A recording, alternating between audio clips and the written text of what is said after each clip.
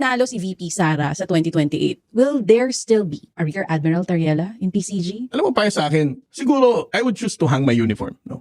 I can never allow myself to be part of the organization or an institution or the government who would choose not to tell the Filipino people what's really happening. Hindi ko masisigmura na part ako ng Coast Guard na alam ko na may mga islang Pilipino na hinaharas, na wina-water cannon, na ang Philippine Coast Guard ay binubuli ng mga Chinese Coast Guard.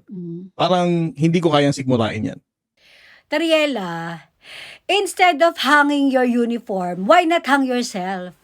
I mean, hang your neck, idiot. Totoo lang.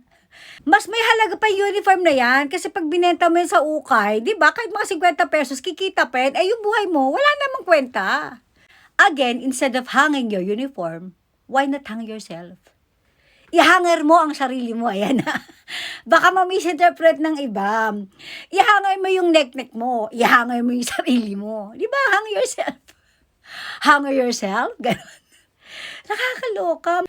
Tsaka sinasabi mo na if ever naman na si VP Sara, hindi mo masisikmura na sumama sa isang organization or sa isang administrasyon na hindi sinasabi sa taong bayan na katotohanan. Like yung mga pambubuli, nitong mga Chinese Coast Guard, sa ating mga fisherman, may gulay. Well, just in case you do not know. Okay, or baka nakalimutan mo na ba ni PRD, mga mangingisda mismo nagsabi wala silang problema. Mabait ang mga Chinese Coast Guard sa kanila. Malay sila nakakapangisda noong mga panahon na yun.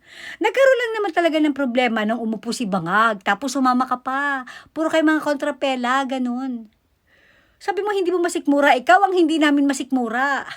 Sa sobrang kapal ng mukha mo. Hindi ka namin talaga masikmura. Tapos sabi mo hindi mo masikmura na sumama sa administrasyon o kung saan hinahayaan lang na ibuli mga fisherman natin. Well, just in case na hindi mo pa nare-realize, Tariela, nandun ka sa sitwasyon na yun. Sa pamahalang ito ni Bangag, ni Da Junior, binubuli ng mga Chinese Coast Guard ang ating mga fisherman. At ang sinisisi mo, yung dating administrasyon, na again uulitin ko, mismo ang mga fisherman na nagsabi, wala silang problema during PRD's time. Nagkaroon na lang ng problema ngayon. Dahil palibasa, puro kayo mga bangag, yung utak nyo, lusaw na. Pag may kailangan lang kayo sa China, nagbabait-baitan kayo. Pero pag wala, ginagamit yung issue ng China para kunyari, makabayan kayo. Pero ang katotohanan, kayo ay mga makasarili. Again, ulitin ko lang, hang yourself, not your uniform.